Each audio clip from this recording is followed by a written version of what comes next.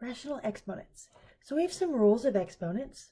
We know that if we have a to the m and we raise it to the n power, then you rewrite that as a to the m times n. Let's talk about why that was true. You've done this before, but before we get into rationals, I want to kind of review. So if you had, for example, a cubed and then you squared it. A cubed is a times a times a, and you have it once, and you have it twice because you've squared it. And then count how many a's you have. 1, 2, 3, 4, 5, 6. So does it seem reasonable that you do 3 times 2? A to the 6th. So that's what we're doing here. If you have a to the m raised to the n, you multiply. But let's start with this middle one. If you have a to the 1 over n and you raise to the m, you're multiplying. A to the 1 over n to the m. I'm going to rewrite it a little bit differently. A to the 1 over n is m over 1. So we have a, and then we're multiplying fractions. You multiply the numerator times the numerator, you get m. And you multiply the denominator times the denominator, you get n. So that's why this is the same as this. And you can do it the other direction as well. A to the m, and raise the whole thing to the 1 over n power. You could rewrite that as a to the m over 1, so it looks like a fraction, right? Raise that to the 1 over n. Rewrite the base, and then you take the powers and you multiply. When we're multiplying fractions, you're going to multiply the numerator times the numerator. So m times 1 is m. And then the denominator times the denominator. 1 times n is n. So that's what we're going to do here. Okay, so the directions say simplify without using a calculator. So we're going to break this into pieces. This is 27 to the 2/3. So notice it's given in this form right here. I'm actually going to show you both methods to do it, this way and this way. So first off, we're going to rewrite this as 27. We're going to do this one first. To the 1 over 3, and then we're going to square that expression. So 27 to the 1/3. Maybe you know what that is, maybe you don't. If you don't know, you go do some work on the side of your paper. You say 1 cubed is 1.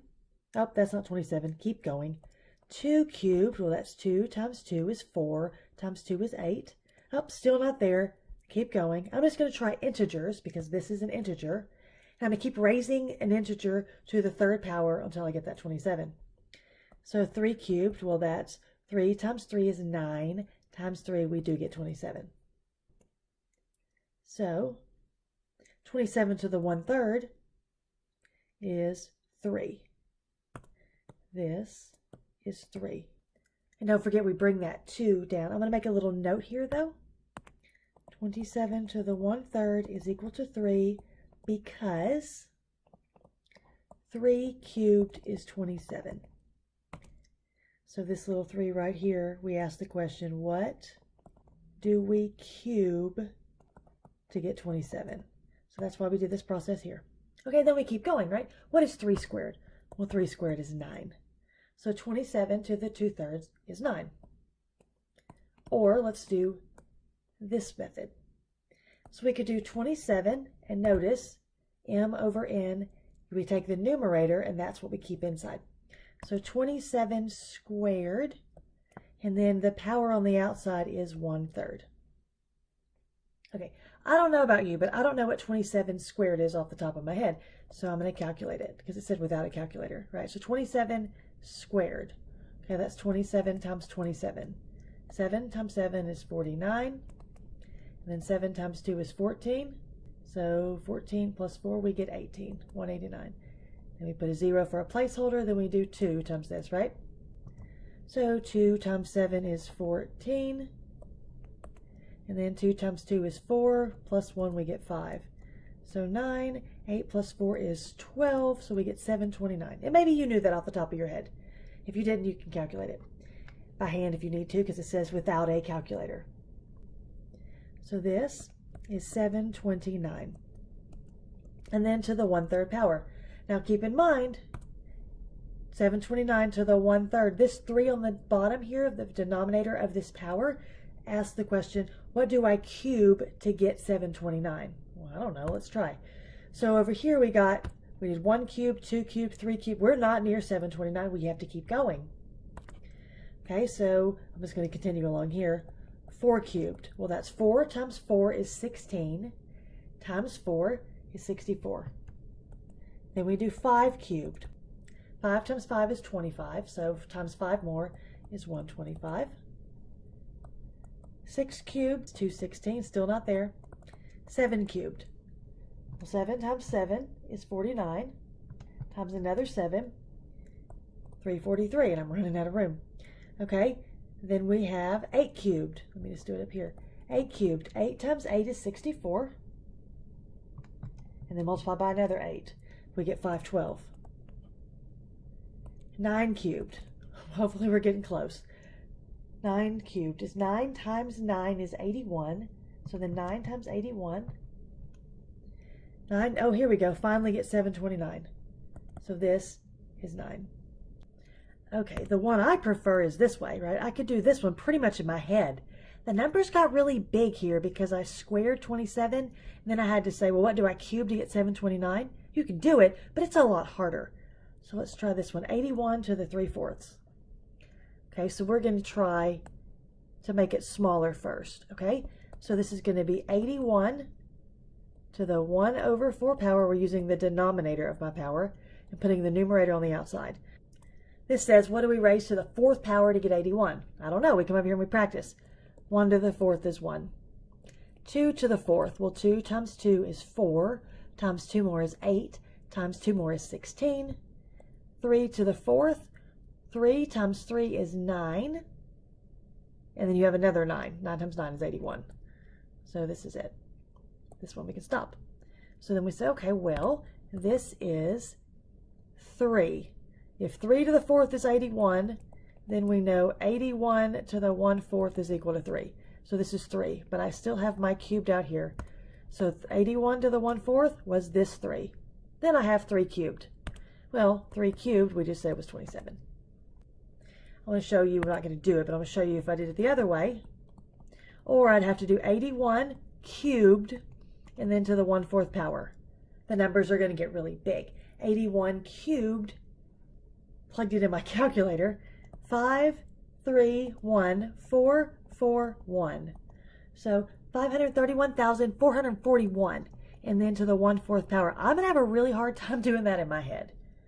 Okay, this was easy to do in my head. So let's do some more. Our strategy is going to do a to the 1 over the denominator of the power and put the numerator of the power on the outside. Do it last. So again, simplify here without using a calculator. 100 to the 3/2. I'm going to write that as 100 to the 1/2, and then I'm going to cube it. 100 to the 1/2. What do we square to get 100? That's what this asks. What do you square to get 100? Okay, I don't know. 1 squared is 1, 2 squared is 4, 3 squared is 9. If you know it already, great. I'm going to keep going till I get there. Okay, so we see 10 squared is equal to 100. So this is 10. Inside my parentheses, I'm going to have a 10.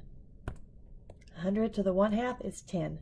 And then 10 cubed. Well, that's 10 times 10 is 100 times 10 more.